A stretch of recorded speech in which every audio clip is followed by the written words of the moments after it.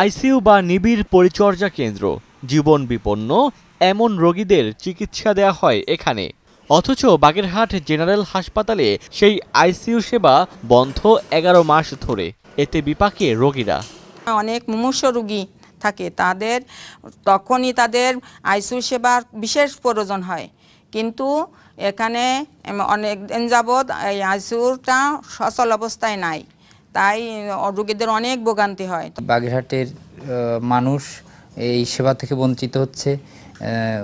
অনেক রোগীর সামর্থ্য নেই যে তারা বাগেরহাট থেকে খুলনায় নিয়ে যাবে বা দূরে নিয়ে যাবে। শুধু আইসিইউ নয়, মিলছে না জরুরি আরও সেবা। Heart monitor, infusion pump, defibrillator ও রক্তের গ্যাস বিশ্লেষক সহ নানা যন্ত্রপাতি থাকলেও নেই এর ব্যবহার। ফলে নষ্ট হওয়ার পথে কোটি টাকার এসব যন্ত্রপাতি। এখানে আইসিইউ সাপোর্ট না পেয়ে জীবন মরণের সন্ধিক্ষণে বাধ্য হচ্ছেন খুলনা দৌড়াতে। পথের ব্যয়, খুলনাতে গিয়েই সরকারি ব্যবস্থাপনায় আইসিইউ না পেয়ে অনেকের জীবন সংকটাপন্ন। যারা গরিব তারা ধুকে ধুকে মরছেন আইসিইউর অভাবে। অবিলম্বে এই আইসিইউ চালু হওয়া, এটা বাগেরহাটবাসীর পক্ষ থেকে আমাদের জোর দাবি। কর্তৃপক্ষ যদি উদ্যোগী হয় এবং এই আইসিইউটি যদি চালু করা যায়, তাহলে বাগেরহাটের মানুষ আমরা এই সুবিধাটা পেতে পারি, এবং এটি চালু না থাকার কারণে বাগেরহাটবাসী আমরা এটি থেকে বঞ্চিত হচ্ছি। কেন চালু হচ্ছে না আইসিইউ সেবা?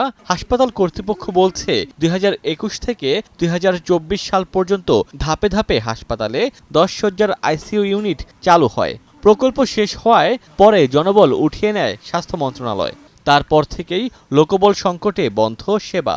বাগেরহাট সদর হাসপাতালে অবশ্যই আইসিইউর সেবা চালু থাকা উচিত। দক্ষ জনবলের অভাবের কারণে আমি আইসিইউর সেবা দিতে পারছি না। সরকার যদি আমার কিছু জনবল দেয়, আমরা আগের মতো ২০২৪-এ যেমন আইসিইউ সেবা দিছি সেই রকম সেবা আবার দিতে পারি। হাসপাতাল কর্তৃপক্ষ জানায় ১০ শয্যার আইসিইউ পরিচালনায় ৩ জন কনসালটেন্ট, ৪ জন মেডিকেল অফিসার, ১২ জন নার্স ও ১৬ জন চতুর্থ শ্রেণীর কর্মচারী প্রয়োজন।